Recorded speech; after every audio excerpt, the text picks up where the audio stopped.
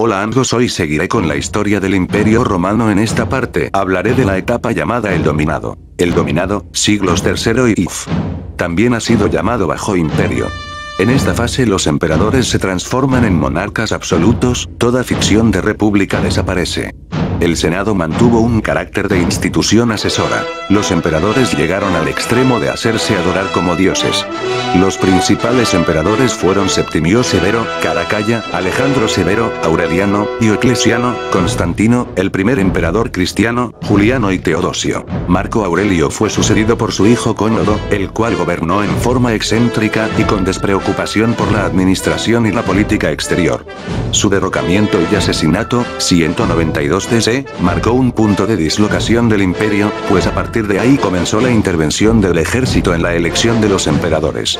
En la guerra civil que siguió a la muerte de Cómodo, el ejército apoyó a Septimio Severo, quien empeñó las fuerzas de Roma en la guerra contra el Imperio Parto, al cual venció, saqueando su capital Ctesifonte. Severo tuvo una actitud hostil hacia el Senado, al que persiguió duramente. Asimismo, comienza la política de favorecer económicamente al ejército como un medio de conservar el trono.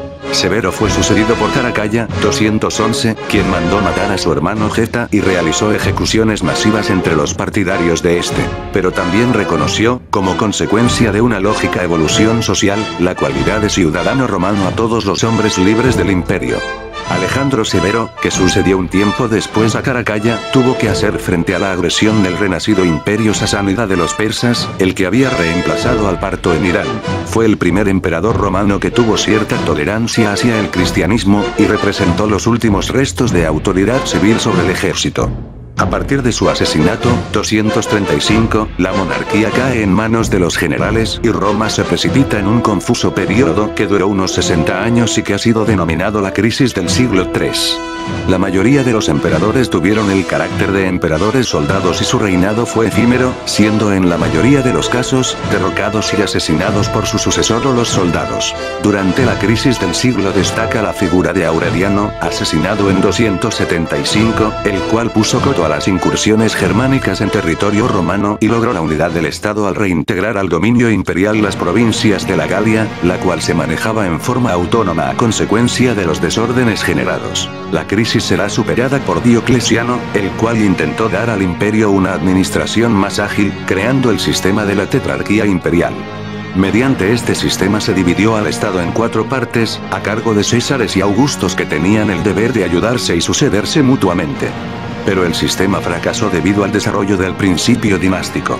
A la muerte de Diocleciano su sistema naufragó en medio de la guerra civil, guerra de la cual salió vencedor Constantino el Grande. A Diocleciano se lo recuerda, también, por haber desencadenado la mayor de las persecuciones en contra de los cristianos, persecución que fracasaría y haría comprender a Roma la necesidad de transigir con el nuevo poder que representaba la religión de Cristo. Romanización de Occidente. En los 2 siglos que siguieron a la muerte de Augusto el imperio realizó una intensa labor civilizadora, especialmente sobre las provincias occidentales, Galia, Britania, Hispania. La cultura romana ya no quedó limitada a Roma e Italia, sino que se extendió hasta las más lejanas provincias fronterizas. La fundación de ciudades y campamentos militares fueron la base de la romanización. Roma impuso su idioma, el latín, y sus leyes a los pueblos conquistados. Una red de caminos y carreteras unía a las provincias con Roma. Las provincias se llenaron con templos, acueductos, termas, basílicas y otras notables obras de ingeniería y arquitectura que se caracterizan por su utilidad, su solidez y su grandiosidad. La evolución social durante el imperio. La sociedad romana siguió evolucionando durante la época imperial. La antigua aristocracia senatorial fundadora de la República es reemplazada por una nueva aristocracia formada por romanos provenientes de las provincias y nombrados por los emperadores. Fue una nobleza imperial y cortesana. El proletariado siguió inundando como una plaga a las ciudades romanas. Este tuvo que ser sostenido por las arcas imperiales mediante la distribución gratuita de alimentos y entretenida por medio de juegos que se realizaban en los anfiteatros, siendo los más característicos los sangrientos combates de gladiadores y fieras. Estas costumbres solo declinaron con la influencia del cristianismo. Las innumerables ciudades del imperio, fuese las conquistadas o las fundadas por Roma, fueron el semillero de una activa burguesía, los caballeros u orden ecuestre, y cuyos dirigentes solían obtener la ciudadanía romana. Los más importantes entraban al Senado. El orden ecuestre siguió aumentando en número e importancia hasta, a finales del Bajo Imperio, hacerse prácticamente indistinguible de la aristocracia. La esclavitud también constituía una verdadera plaga y solo fue decayendo en la medida que terminaron las guerras de conquista y por influencia del cristianismo. Muy bien amigos, hasta aquí el video de hoy. En el próximo video hablaré de la división y de la decadencia del Imperio Romano. Bueno, ahora sí, chao y cuídense.